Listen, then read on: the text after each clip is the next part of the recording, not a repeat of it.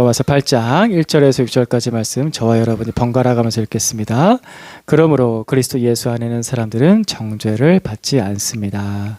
그것은 그리스도 예수 안에서 생명을 누리게 하는 성령의 법이 당신을 죄와 죽음의 법에서 해방하여 주었기 때문입니다. 육신으로 말미암아 율법이 미약해져서 해낼 수 없었던 그 일을 하나님께서 해결하셨습니다.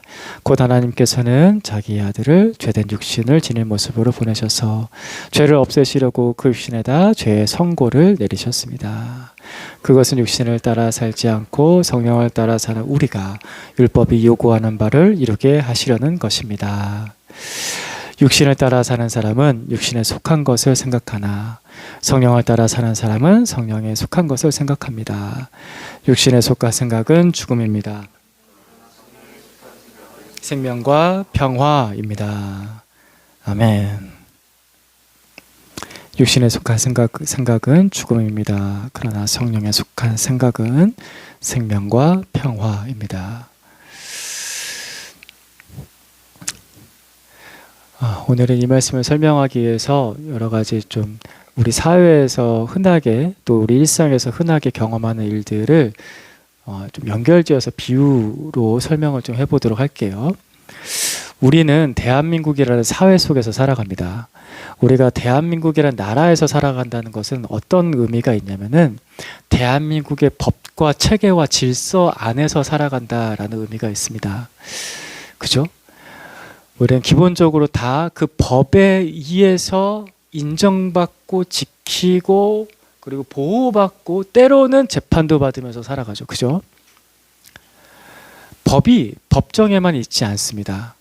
우리가 흔하게 일상에서는 법이 조금 멀리 있는 것처럼 느껴질 때도 있지만 하지만 법은 사실은 우리의 일상을 가득 채우고 있습니다. 단적인 예를 들어볼게요. 우리가 지금 살아가고 있는 우리가 지금 사용하고 있는 집이나 이 예배당 같은 공간은 아무렇게나 막 짓지 못합니다. 건축법에 적용을 받습니다. 건축법에 따라서 대지가 몇 평이라고 하더라도 그 중에서 건물을 지을 수 있는 평수는 정해져 있고 그 중에서 어떻게 공간을 분리해서 녹지로 사용하거나 주차 공간을 마련해야 된다는 그런 법들이 있어요. 100평 있다고 해서 100평짜리 건물을 못 짓죠. 건축법이 있습니다. 그리고 또 하나는 그렇게 건물을 짓고 나면은 사고 팔 때가 있는데 그때는 부동산법에 의해서 사고 팝니다. 두 사람이 그냥 만나가지고 오늘 네 거야 돈 받았어 끝 이렇게 안 되죠. 그걸 계약서로 서류를 해야지 등기가 되잖아요. 예, 그렇게 건축법, 부동산법에 의해서 적용을 받습니다. 그리고 여러분들이 일터에 나가셔서 아르바이트를 하든 직장에서 일을 하든 자영업을 하든 노동법에 의해서 적용을 받습니다. 그리고 세금법이 또 있죠. 세금을 내야 되는 게 있잖아요. 얼마 몇 % 세금을 내야 된다는 것도 있어요. 그런 것들 다 적용을 받아서 일을 하고 돈을 벌고 세금을 내고 하죠. 이거에 대해서 잘못되면은 신고가 들어가죠. 그리고 더 가까이 오늘 이제 걸어오시거나 차 타고 오시거나 하셨을 텐데 그때 우리는 무슨 법에 적용을 받죠? 도로교통법에 의해 적용을 받습니다. 빨간불에 건너면 안 돼요. 과속하면 안 돼요. 예, 주차도 주차해야 되는 곳에만 주차를 해야 돼요. 그렇죠? 이렇게 생각을 해보면요. 우리가 사는 모든 일상은 대한민국 법 안에서 살아가는 삶이고 비유를 하자면은 우리가 사는 모든 일상은 대한민국 법이라는 그 법이 가득 채운 공간 안에서 우리는 살고 있다라는 것입니다. 어느 법에서 우리가 벗어나서 살아가는 건 없어요. 우리 무법자가 아니잖아요. 예, 서부의 무법자 아니잖아요. 개척시대가 아니잖아요. 대한민국은 법치주의 국가잖아요. 그래서 우리는 대한민국 법이 이 공간을 가득 채운 그 공기 속에서 숨을 쉬면서 살아가고 있다라고도 표현할 수 있습니다. 그러니까 그 법의 공기를 들여마시고 그 법의 공기를 내뱉으면서 자연스럽게 그 영향력을 계속해서 받아가면서 살아가는 존재입니다. 이 법 얘기를 왜 이렇게 하냐면요. 오늘 2절 말씀에 법이 나오거든요. 같이 한번 읽어보겠습니다. 시작. 그것은 그리스도 예수 안에서 생명을 누리게 하는 성령의 법이 당신을 죄와 죽음의 법에서 해방하여 주었기 때문입니다. 하나님께서는 우리에게 두 가지 법이 있다라고 말씀합니다. 생명을 누리게 하는 성령의 법이 있고 죄와 죽음으로 우리를 짓누르는 법이 있다. 두 가지 법에 따라서 사람들은 살아간다라는 것입니다. 예수 믿기 전에는 죄와 죽음의 법이 나를 지배합니다. 결국엔 죽어요. 결국엔 죄 짓고 다 죽어요. 그 법에서 벗어날 사람 아무도 없습니다. 하지만 예수를 믿고 난 다음에는 예수님 안에는 생명이 내게 들어와, 그리고 성령께서 내게 들어와 생명을 누리면서 살아갈 수 있게 그 법의 능력 안에서 살아가게 해주십니다. 그래서 우리는 두 가지 중에서 한 가지의 삶을 산다는 거죠. 생명을 누리는 성령의 법을 따라서 살 것인가, 죄와 죽음의 지배를 받으면서 살 것인가. 이것을 아까 그 공기, 법의 공기, 숨으로 바꿔 생각하면은 생명의 숨을 쉬면서 살 것인가, 아니면은 죄의 죽음의 숨을 쉬면서 살 것인가라는 것입니다. 하나님께서는 우리에게 어떤 숨을 주기 원하시죠? 생명의 숨을 주기 원하시죠. 너무나 당연하게 호흡을, 생명을 누리게 하는 호흡을 하면서 우리가 살도록 그 법을 우리에게 새롭게 주셨다라는 것입니다. 사람에게는 이 숨과 비슷한 것이 한 가지가 있는데, 이 숨이라는 거는 계속해서 진행이 되잖아요. 중간에 멈추면 안 되잖아요. 그것과 비슷한 사람이 하고 있는 게 또 한 가지가 있는데, 무의식 가운데 하고 있는 게 뭐가 있냐면은 생각이라는 거예요. 오늘 말씀에 생각에 대한 말씀도 나오거든요. 5절과 6절 같이 읽어보겠습니다. 시작. 육신을 따라 사는 사람은 육신에 속한 것을 생각하나 성령을 따라 사는 사람은 성령에 속한 것을 생각합니다. 육신에 속한 생각은 죽음입니다. 그러나 성령에 속한 생각은 생명과 평화입니다. 생각과 숨은 굉장히 비슷합니다. 대부분 사람들은 숨쉬기를요 의식하지 않아요. 숨 쉬는 걸 의식하면서 숨을 쉰다고 한다면 그 사람은 지금 아픈 거예요.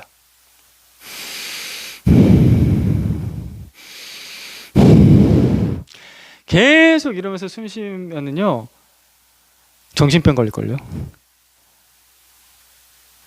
그죠? 우리는 인식하지도 못한 사이에 숨을 들이쉬고 인식하지도 못한 사이에 숨을 내뱉으면서 삽니다. 그죠? 근데 이와 똑같이 생각도 그렇다는 거예요.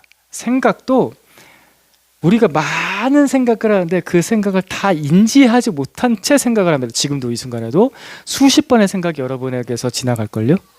탁탁탁탁탁탁 지나가죠. 이게 말이 좀 모순적인데 내가 생각을 했는데 인지를 못해요. 그 정도로 생각이 변화의 속도가 굉장히 빠르고 변화무쌍하다는 거예요. 그래서 그 생각을 다 따라갈 수가 없어요. 다 따라가서도 안 돼요. 그거 다 따라가면 또 뭐가 되냐면은 정신병 걸려요. 지금 꼭 해야 되는 생각을, 내 앞에 있는 사람과 해야 되는 생각을, 아니면 내가 지금 집중해서 해야 되는 생각을 거기에 몇 가지에만 집중을 하죠. 그것만 인지를 하지 나머지 그냥 스쳐 지나가듯이 하는 생각들은 그냥 흘려보내죠. 그거 안 흘려보내려고 하면요 병 걸려요. 예, 그죠? 생각이 그렇습니다. 어느 사이에 생각이 들고 어느 사이에 생각이 빠져나가요. 숨을 의식하지 않고 쉬듯이 생각도 다 인지하지 못한 채로 흘러갑니다. 그죠? 동의되세요? 그렇죠? 공기가 어느 사이에 내 안에 들어오듯이 생각도 어느 사이에 내 안에 들어와서 나한테 영향을 줍니다. 그래서 사람이 죄를 사람이 죄를 이기기가 어려운 이유가 여기 있어요. 어느 사이에 들어온다는 거예요. 어느 사이에 죄의 숨을 쉬고 어느 사이에 죄의 생각을 가지고 어느 사이에 죄가 편해져서 어느 사이에 죄를 짓고 있어요. 그 속도가 굉장히 빠르다는 거예요. 그래서 죄를 이기기가 너무 어려워요. 죄는 어느 사이에 내 삶 속에 깊숙이 속속들이 계속해서 들어와서 나를 지배하는 법적인 능력을 행사하고 있다는 거예요. 마치 대한민국 법이 내 삶을 가득 채우듯이 죄의 법이 내가 살아가는 모든 현장을 가득 채워서 나를 지배하고 있습니다. 그래서 3절 말씀을 보시면요. 3절 말씀에 제일 위에 줄 파란색 글씨만 읽어보겠습니다. 시작. 육신으로 말미암아 율법이 미약해져서 해낼 수 없었던 그 일을. 다시 한 번 더. 시작. 육신으로 말미암아 율법이 미약해져서 해낼 수 없었던 그 일을. 이 말씀을 제가 방금 전에 설명드린 것에 연관지어서 조금 더 편하게 하자면은, 사람이 어느 사이에 죄로 호흡하고 어느 사이에 죄로 생각하고 어느 사이에 죄로 행동하기 때문에 내가 의식하지 못한 채로, 그래서 아무리 선한 율법이 우리에게 주어진다고 하더라도 그 법이 무능한 무력한 법이 될 수밖에 없다는 거예요. 선한 법이 주어져도 이미 내 속속들이 어느 사이에 침투한 죄의 법 때문에 율법이 미약해졌다라는 것입니다. 이해되시죠? 예. 그만큼 나를 지배하고 있어요. 그래서 율법에 다른 해결 방법이 필요합니다. 하나님께서 해결하셨습니다부터 보겠습니다. 검은색 글씨 시작. 하나님께서 해결하셨습니다. 곧 하나님께서는 자기 아들의 죄를 없애시려고 그 육신에다 죄의 선고를 내리셨습니다. 아멘. 율법에 다른 해결 방법이 필요한데, 그래서 예수님이란 분이 오셔서 우리와 똑같은 모습을 가지고 있어 이 육신에 하나님께서 그 죄를 대신 지게 하셨다는 거죠. 자, 이 과정을 한 번 더 생각을 해보겠습니다. 죄가 전혀 없으신 분이세요. 하나님의 아들이세요. 하나님의 아들이 이 땅에 오셔서 죄로 가득 찬 이 세상에서 살아간다는 것이 얼마나 불편했을까. 비유를 하겠습니다. 너무 깨끗한, 공기도 깨끗하고 물도 깨끗한 나라에서 내가 살았어요. 그런 나라가 어디 있을까? 제가 가본 적, 핀란드? 스웨덴? 유럽 쪽이 좀 깨끗한가요? 스페인?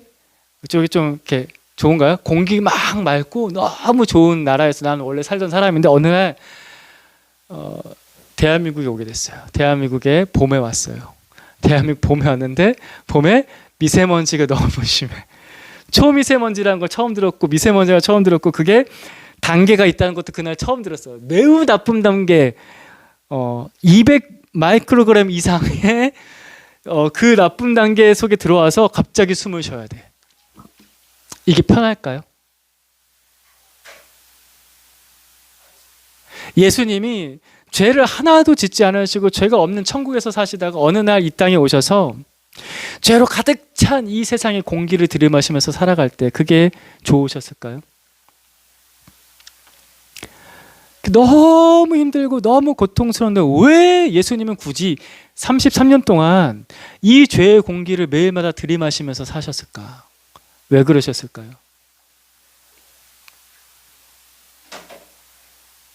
이렇게 하시려고.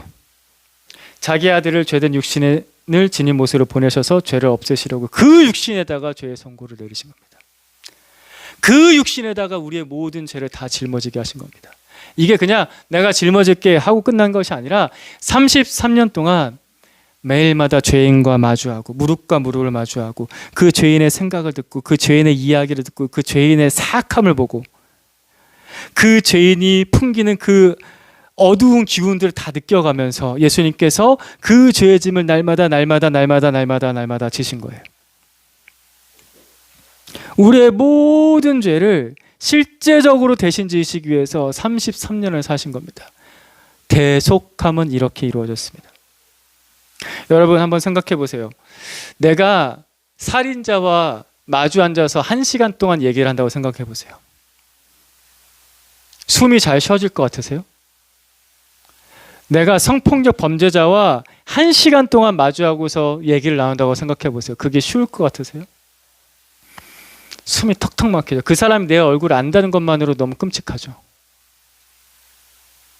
근데 예수님께서는 그런 모든 죄를 다 짊어지고 있는 그 수많은 사람들 일일이 다 만나가시면서 그에게 있는 그 사악함과 그에게 있는 그 이기심과 그에게 있는 그 끝없는 욕망과 그리고 자기 죄를 숨기면서 자기는 착한 척하는 그 이중적인 모습들을 다 참아내면서 그 육신의 죄를 날마다 대신 지신 것입니다. 예수님이 이 땅에 사시면서 그 호흡을 하시면서 사셨어요. 다 들이마시면서. 그리고 마지막에 최종적으로 십자가에서 그 죄를 다 끌고서 그 십자가 골고다 언덕까지 가셔서 우리의 죄를 대신 지고 죽으신 것입니다. 근데 그 순간에 예수님께서 또 뭐 하셨냐? 대신 지신 것만으로도 너무나 대단한 일인데 마지막 순간에 이렇게 하세요. 23장 누가복음 23장 말씀 같이 봅니다. 시작. 그때 예수께서 말씀하셨다. 아버지, 저 사람들을 용서하여 주십시오. 저 사람들은 자기네가 무슨 일을 하는지를 알지 못합니다. 그들은 제비 뽑아서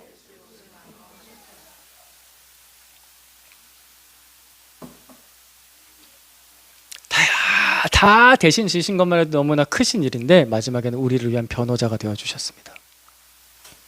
아시니까, 나를 너무나 잘 아시니까 변호인이 되어주신 거예요. 아버지, 쟤네들은 도대체 무슨 생각을 하면서 죄를 짓는지도 모르고 살아요.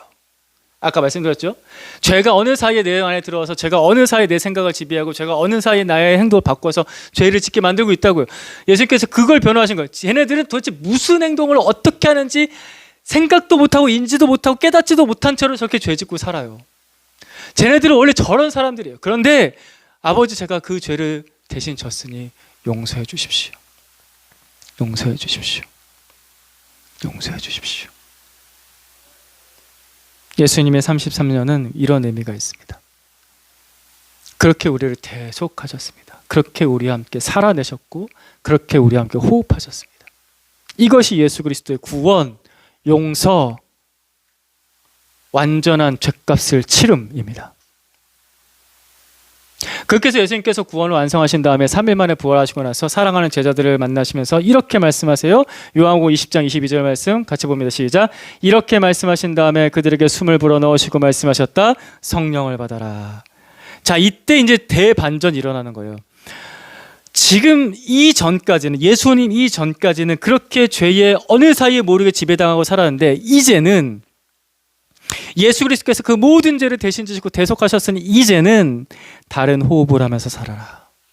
다른 삶을 살아라. 성령을 받아라. 성령의 호흡을 하면서 살아라. 이제 이게 가능해졌다. 성령의 생각, 성령의 법의 지배를 받으며 성령의 호흡을 하면서 살아라. 이제 너희에게 이런 새로운 날이 열렸다. 이게 구원입니다. 우리는 보통 교회 다니면서 여기까지 생각해요. 누가복음 23장까지만 생각해요. 나의 죄를 용서해 주세요까지가 구원이라고. 아니, 그게 아니라 예수님께서 완성하신 구원은 요한복음 20장까지 와야 되는 거예요. 새로운 호흡으로 사는 거예요. 새로운 생각으로 사는 거예요. 새로운 법의 적용을 받으면서 이전과는 다른 삶을 사는 거예요.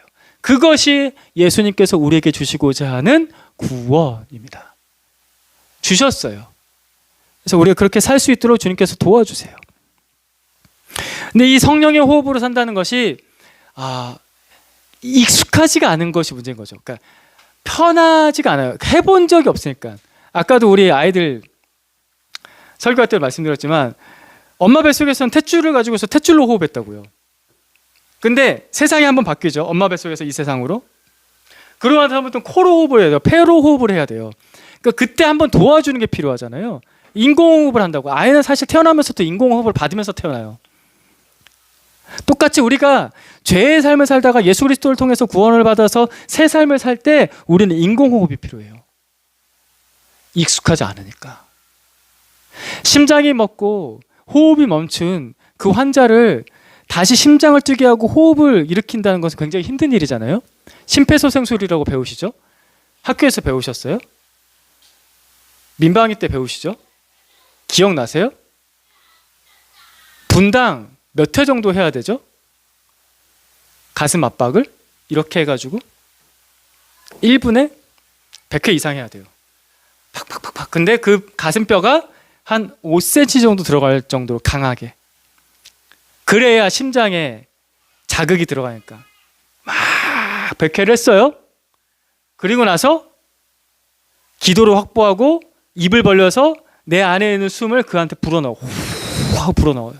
살라고. 확인해요. 숨 역시 여전히 안 쉬어요. 다시 이 팔로 그 가슴이 5cm씩 들어갈 정도로 계속해서 100회를 또 해요. 다시 또 호흡을 해요. 언제까지 이거 해야 돼요? 숨 쉴 때까지. 심장이 뛸 때까지. 그래서 우리가 의학 드라마에서 보셨을 텐데 보통 이 현장을 직접 보신 분은 거의 없어요. 저도 본 적은 없는데. 또 의학 드라마에서 보는데 그때 장면이 너무 뭉클하잖아요. 의사가 온몸에 땀이 젖을 때까지 누가 대체자가 오지 않으면 계속해요. 그렇게 해서 사람을 살려내지 않습니까? 그렇게 애쓰는 의사의 모습이 우리 하나님의 모습입니다. 내가 그렇게 살도록, 그렇게 호흡할 수 있도록 눈물과 탄식이 있어요. 우리가 로마서 8장에 보면은 성령께서 말씀은 탄식으로 우리 이렇게 기도하신다고 하셨는데 그게 뭐냐면 우리에게 지금 호흡을 불어넣는 거예요. 새 삶을 살라고. 새 삶을 살라고. 그래서 성령을 표현하는 단어가 히브리어로 루아흐 발음이 좀 힘들어요. 한국에 없는 발음이에요. 루아흐고요. 헬라어로는 푸뉴마인데 루아흐, 푸뉴마 둘 다 어떤 뜻이냐면요. 호흡이란 뜻이 있어요. 바람이란 뜻이 있어요. 그래서 성령님은 우리가 그렇게 성령의 호흡으로 살 수 있도록 계속해서 도와주시는 어머니 같은 분이세요. 그래서 먼저 성령님께서 그렇게 나에게 호흡을 바꿔주신다고 하실 때 뭘 바꿔주시냐면 먼저 생각을 바꿔주세요. 요한복음 14장 26절 말씀에 같이 읽어보겠습니다. 시작. 그러나 보혜사 곧 아버지께서 내 이름으로 보내실 성령께서 너에게 모든 것을 가르쳐 주실 것이며 또 내가 너에게 말한 모든 것을 생각나게 하실 것이다. 아멘. 이게 성령께서 하신 일이에요. 이게 호흡을 바꿔주신 거거든요. 생각이 바뀌어야 돼요. 근데 이 생각이라는 게 앞에서도 말씀드렸다시피 이게 통제가 잘 안 되잖아요. 이게 생각이 나는 걸 어떻게 그 생각이 나는 걸. 저 사람 보면 미워 죽겠는 생각이 나는 걸 어떻게 해. 쟤 도대체 왜 저래? 라는 생각이 나는 걸 어떻게 해. 그죠? 그리고 나쁜 말이 내 속에서 막 입 밖으로 안 나와도 내 생각에서 이미 나쁜 말을 막 했어요. 그죠? 이게 막 이게 여기까지 우리가 이제 교양인이어서 입 밖으로 잘 안 낼 뿐이지 내 마음에서 이미 그 생각이 나는 걸 어떻게 해. 남자들 맨날 음란한 생각이 나는 걸 어떻게 하냐고. 그걸 어떻게 통제해. 생각이 나는데 그죠? 그게 죄의 호흡으로 살 때예요. 그러나 성령께서 내게 오셔서 내가 예수 그리스도를 믿고 난 다음에 성령님이 나를 도와주시면서 성령과 함께 숨으시면 다른 생각이 나기 시작한다는 거예요. 예수님께서 가르쳐 주신 것이 생각이 나고 예수님께서 말씀하신 것이 생각이 난다는 거예요. 그 생각이 나는 쪽으로 성령께서 어느 사이에 내 안에 들어와서 마치 호흡하듯이 성령의 호흡으로 들어오셔서 나를 바꿔주시는 일들을 하신다는 거예요. 이 일이 일어납니다. 그걸 기대하세요. 제가 대학생 시절에 동아리방에서 그 선교단체 동아리방에서 어떤 성경 구절이 이렇게 적혀져 있는 걸 봤습니다. 이런 성경 구절이었는데 한번 보세요. 요한복음 20장에 있는 말씀이에요. 시몬 베드로도 그를 뒤따라왔다. 그가 무덤 안으로 들어가 보니 삼배가 놓여 있었고 예수의 머리를 싸맸던 수건은 그 삼배와 함께 놓여 있지 않고 한 곳에 따로 개켜 있었다. 이게 이렇게 적어져 가지고 한 켠에 이렇게 딱 붙어 있는 거예요. 내가 아는 말씀이긴 한데 이런 걸 적어서 붙여놓은 건 좀 생소하다. 이게 왜 붙어 있지? 라고 한참 이렇게 봤어요. 그러니까 예수님께서 부활하시고 난 다음에 본인을 쌌던 수의를 잘 개서 한쪽에 개켜 놓으시고 예수님께서 무덤 밖으로 나가신 거예요.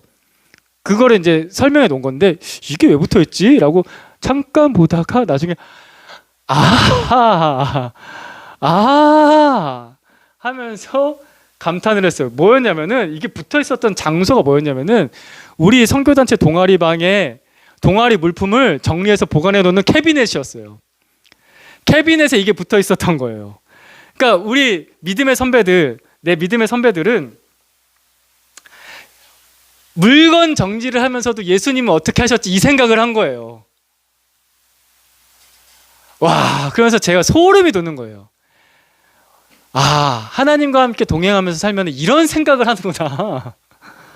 이 정도까지 생각을 할 수 있구나. 너무 작은 부분이잖아요. 너무 작은 부분까지 하나님의 도움을 받으면서 예수님은 어떻게 사셨지라고 생각할 수가 있구나. 할 수 있다니까요. 우리 지금 30대잖아요. 20대 때 그 청년들은 그렇게 생각을 했다고요. 성령께서 오셔서 도와주시니까 성령의 생각으로 새로워지는 거예요. 여러분도 할 수 있습니다. 누가 도와주시니까?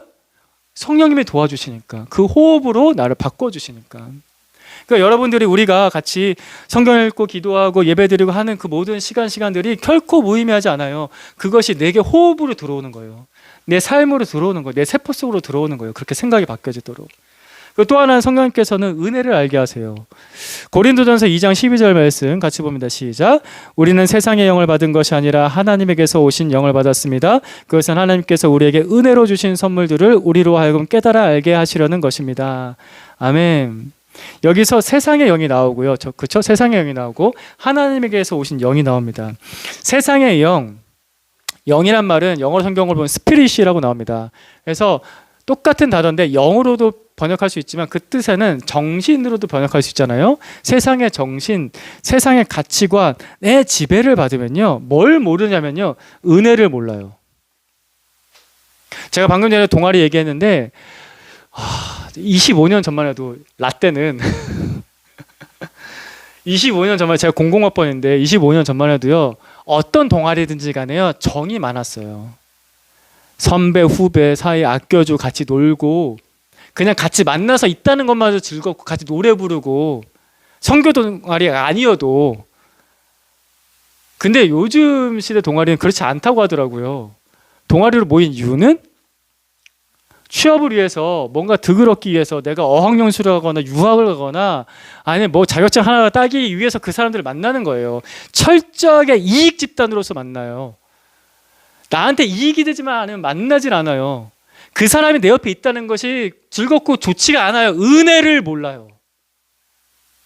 내 옆에 이 귀한 사람이 있다는 게 고맙고 감사한 걸 몰라요.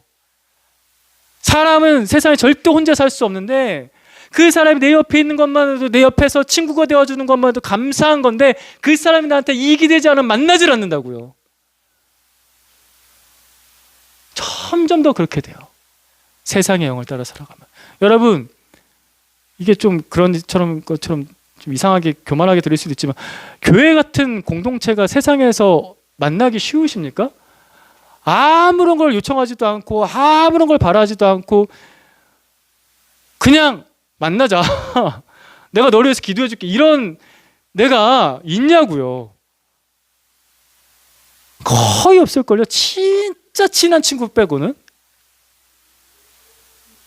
근데 하나님에게서 오신 영, 성령, 거룩한 영, 하나님의 정신, 하나님의 가치관이 내게 오셔서 그 가치관대로 순종하면서 살기 시작하면 은혜를 알아요.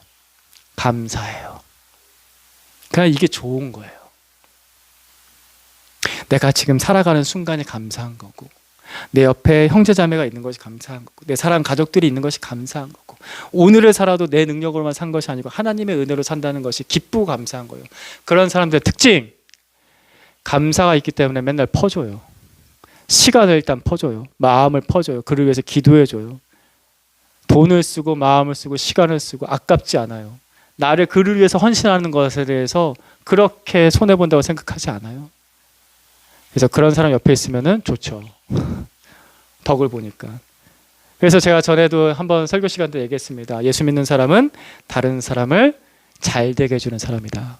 예수 믿는 사람은 다른 사람을 성공시켜주는 사람이다. 은혜를 압니다. 그리고 성령님께서 또 나를 위해서 기도하세요. 그 호흡이 바뀔 수 있도록 8장 26절 말씀 같이 봅니다. 시작. 이와 같이 성령께서도 우리의 약함을 도와주십니다.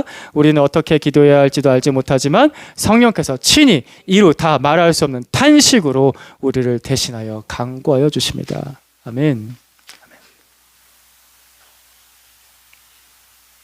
좀 덥죠? 틀까요? 예. 우리 기도가 참 어렵잖아요. 기도가 쉬우세요? 기도가 생각보다 쉽지 않아요. 물론 기도는 즐거운 일이긴 한데 생각보다 쉽진 않아요. 뭘 기도해야 될지 잘 몰라요. 바울도 너무나 잘 알았어요. 이렇게 얘기하잖아요. 우리는 어떻게 기도해야 할지도 알지 못하지만 너무 잘 알았어. 너 뭐 기도해야 될지 모르지? 기도 2분이면 끝나지. 3분이면 끝나. 다 안다고요. 우리 믿음의 성은 다 기도가 뭘 해야 될지 잘 몰라요. 그러니까 기도가 잘 안 되고 기도해도 이거 하고 나서 뭘 더 해야 돼? 막막하고 즐겁지가 않은 거죠. 그래서 성령께서 나를 위해서 대신 간구해 주신 것이 필요합니다. 이 말씀을 좀 더 그림을 그리면서 적용하자면 이래요. 기도라는 건 이런 겁니다. 성령님과 마주보고서요. 눈과 눈을 마주보고 코와 코를 마주대고 입과 입을 마주대고서 성령님께서 호흡하시는 대로 성령님께서 기도하시는 대로 나도 따라서 기도하는 거예요. 그래서 기도가 잘 안 되시거든 이렇게 기도하시면 돼요. 성령님, 당신께서 지금 나를 위해서 기도하시는 것을 저도 기도할 수 있게 해주세요. 따라해 볼까요? 성령님, 당신께서 나를 위해서 기도하신 것을 나도 기도할 수 있게 도와주세요. 그러면은 뭘 기도해야 되는지, 뭐 어떤 기도가 나한테 유익한지, 나한테 뭐가 필요한지를 알면서 점점 깨달아가면서 기도를 할 수가 있어요. 그냥 내가 알고 있는 선에서 기도하게 되면은 그냥 이 땅에서 사는 것에 대한 필요들밖에 없어요. 근데 그거 하나님 모르실까요? 마태복음 6장에 다 아신다고 하셨잖아요. 내가 너에게 필요한 것 다 아신다. 근데 그거 기도로 맨날 하는 거예요. 그러니까 재미가 없거든요. 근데 하나님께서는 나를 위해서 무슨 생각을 가지실까? 나를 위해서 어떤 걸 기도하실까? 라는 것을 물어보면서 저도 그렇게 기도할 수 있게 해주세요 하다 보면 어딘가 이렇게 마음에 떡 떠올라요. 애야, 너무 그렇게 헐떡이지 않아도 돼. 좀 쉬어라. 그런 마음이 떠올 때도 있고, 너 이것 때문에 마음이 많이 아팠지? 그거 가지고 나랑 같이 얘기하자 하실 때도 있고, 너 이게 필요하구나. 내가 너한테 응답해 줄 거야. 걱정하지 마. 걱정하지 마. 그렇게 성령님과 함께 호흡을 바꿔가는 것입니다. 생각을 바꿔주시고 은혜를 알게 하시고 그분과 함께 기도하면서 나의 호흡이 바뀌어지는 겁니다. 우리가 한평생 죄의 호흡으로 살았기 때문에 이게 한순간에 잘 바뀌어지지가 않아요. 근데 이렇게 바뀌어지는 것도 구원받은 자의 삶이라는 거예요. 아까도 말씀드렸지만 그냥 죄만 용서받고 천국 가요 라는 누가복음 그 말씀에만 멈춰 있으면요, 예수 믿는 게 그렇게 즐겁지가 않아요. 하지만 예수님께서 부활하셔서 내게 오셔서 숨을 내어주시면서 성령 받아라 하시면서 성령의 호흡으로 살아라 하시면서 하실 때 그 호흡으로 살기 시작하면은 이게 행복해지는 거예요. 사람은 원래 그 하나님의 호흡으로 살았거든요. 창세기 2장 7절 말씀 같이 봅니다. 시작. 주 하나님이 땅의 흙으로 사람을 지으시고 그 코에 생명의 기운을 불어넣으시니 사람이 생명체가 되었다. 구원받는다는 것은 이 호흡으로 돌아가는 거예요. 나 혼자 내가 알아서 내 뜻대로 내 마음대로 죄 지으면서 막 살던 그 호흡으로 살던 것을 예수 그리스도의 은혜로 구원받아서 하나님의 호흡으로 바꿔서 살아가는 거예요. 이게 구원받은 거예요. 아기들 복식 호흡하는 얘기 아까도 어린이 설교할 때 얘기했는데, 우리 아기들 원래 보면요 깊이 숨을 쉬어요. 그래서 배가 볼록볼록 나오거든요. 아기들 잘 때 보면은 하면서 숨을 쉬어요. 배가 훅 나왔다가 들어왔다가 훅 나왔다가 들어왔다가 아주 깊이 편안하게. 근데 그게 어른이 되기 시작하면은 점점 올라가서 급하고 불안하고 걱정하고 그렇게 살다가 코가 숨이 코에 닿으면 이제 죽는 거예요. 호흡이 바뀌어져야지 건강하거든요. 똑같이 예수를 믿어도 호흡이 바뀌어져야지 건강하게 살 수 있어요. 성령의 호흡으로 사는 거예요. 이거로 다시 돌아가는 거예요. 주님은 멀리 계시지 않아요. 근데 예수를 믿는다고 하면서도 왜 맨날 주님이 멀리 계시다고 생각할까요? 같이 호흡하지 않으니까 그래요. 그죠? 제 말 이해되세요? 가족들은 늘 같이 호흡해요. 아내, 남편, 아이들 매일 같은 공기를 들이쉬고 내쉬잖아요. 이게 어떻게 보면 조금 되게 이렇게 좀 그렇게 이상하게 느껴질 수도 있는데 저 사람 속에 들어갔던 걸 내가 다시 들어가시고, 근데 가족이 그런 거잖아요. 그때 가까이 느낀다고요. 그죠? 우리가 하나님과 같이 호흡하면서 사는 거예요. 가까이 계시거든요. 지난주에 내가 숨 막힐 정도로 힘들었던 죄가 어떤 거세요? 이 죄가 해결이 되지 않아서 너무 힘들었다. 또 똑같은 죄를 짓고 또 똑같은 말을 하고 또 똑같은 행동을 하면서 나를 힘들게 하고 다른 사람을 상처 줘서 내가 너무 힘들었다. 나는 왜 이 죄에서 벗어날 수가 없을까? 그렇게 나를 숨막히게 했던 죄가 뭐가 있으세요? 왜 이렇게 나는 이기적이지? 근데 우리는 그 죄를 해결할 수가 없죠. 생명을 누리게 하는 성령의 법이 죄와 죽음의 법에서 나를 해방시켜줘야 돼요. 성령님이 그 일을 하신다니까요. 그거 위해서 같이 기도합시다. 한번 적어보세요. 나를 숨막히게 했던 죄, 내가 벗어나기 힘든 그 죄, 맨날 회개한다고 하는데 왜 이게 안 될까 싶은 그 죄, 왜 이렇게 사람이 밉지? 저 사람만 보면 왜 이렇게 미워 죽겠지? 그런 죄, 돈만 보면 왜 이렇게 욕심이 생기지? 사람보다 왜 이렇게 돈이 더 좋지? 그런 죄.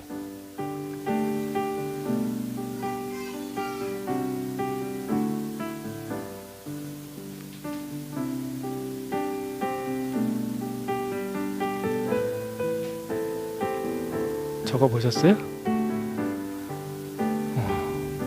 성령께서 여러분 한 사람 한 사람 그렇게 생각나게 하시고 그 회개를 도와주시고 자유를 주실 거예요. 또 한 가지는 지난주에 내 마음을 짓누르고 힘들게 했던 상황, 그 상황에는 문제, 관계적인 문제가 될 수도 있겠죠. 거기서 상처를 받았을 수도 있겠죠. 고통스러웠을 수도 있을 거예요. 때로는 지난주가 아니라 되게 오래전 과거에 일어났던 상처인데 어느 순간 문득 모르게 자꾸 그게 생각이 나서 나를 힘들게 하는 게 있을 수 있어요. 대부분 좀 가까운 사람에게서 받았던 상처들이 있죠. 그래서 막 살기가 너무 힘들 정도로 막 내 마음을 힘들게 했던 그 문제가 뭐가 있으세요? 한번 적어보세요. 그게 있으시면 적어보세요. 있으시면.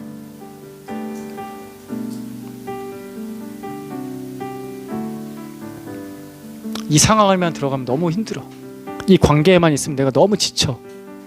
그 생각만 떠오르면, 그 과거의 생각만 떠오르면 내가 너무 힘들어서 미칠 것 같아.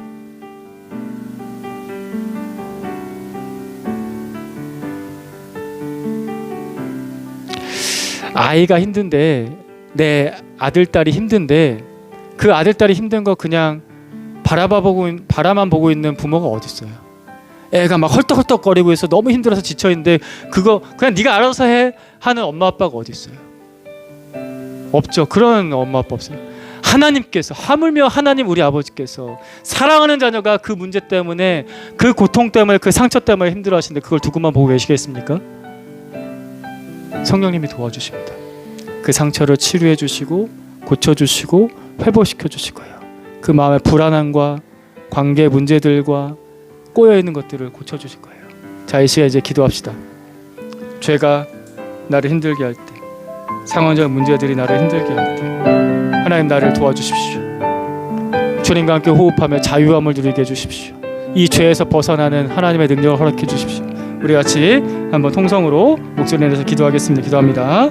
주 하나님 아버지 여기 있는 한 사람 한 사람 주님의 사랑으로 품어주셔서 아버지 우리를 숨막히게 했던 그 죄와 하나님 아버지 문제들 놓고서 기도합니다. 하나님 도와주십시오.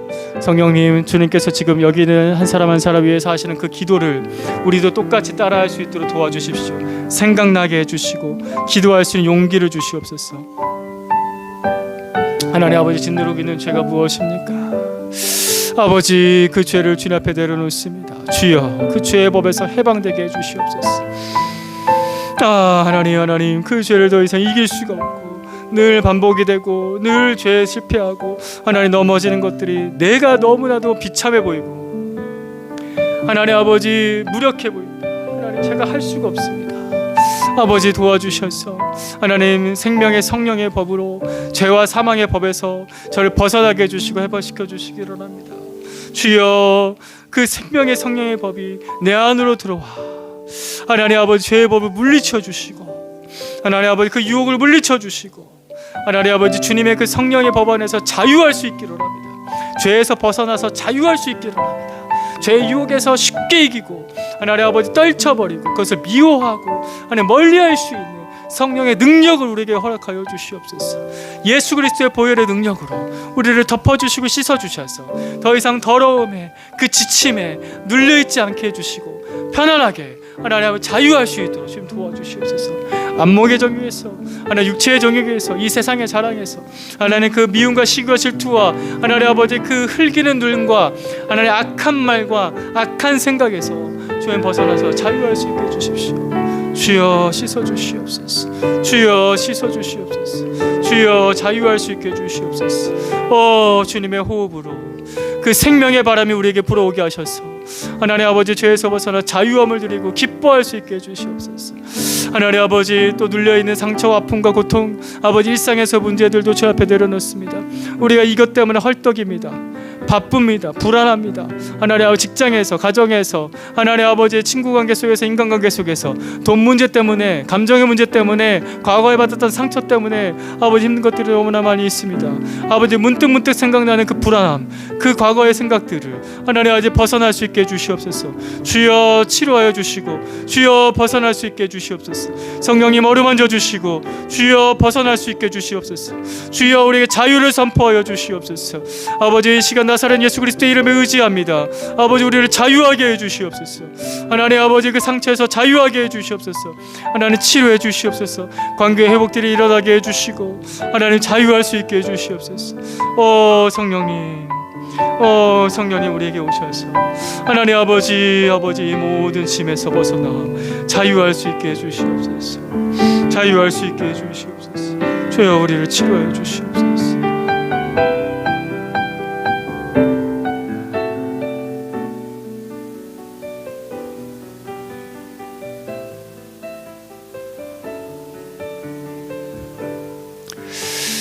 하나님 우리의 호흡이 죄의 호흡에서 죽음의 호흡에서 벗어나 예수 그리스도를 통하여서 생명의 성령의 법 안에서 자유함의 호흡을 누리면서 살 수 있게 하셨습니다. 아버지 감사합니다. 의지합니다.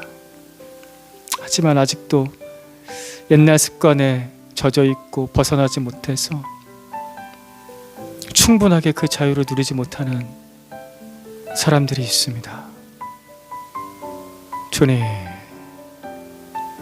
주님의 강한 손으로 붙잡으사 그 눌림에서 꺼내어 주시기를 원합니다. 주님 그 능력의 손으로 붙잡으사 그 상처를 치유하여 주시기를 원합니다. 주님 그 보혈의 피 묻은 손으로 붙잡으사 그 모든 죄에서 용서함 받고 기뻐하고 감사할 수 있기를 원합니다. 주여 여기 있는 한 사람 한 사람 하나님의 생명의 호흡으로 살아가는 사람 되게 주시옵소서. 우리 주 예수 그리스도의 이름으로 기도드립니다. 아멘.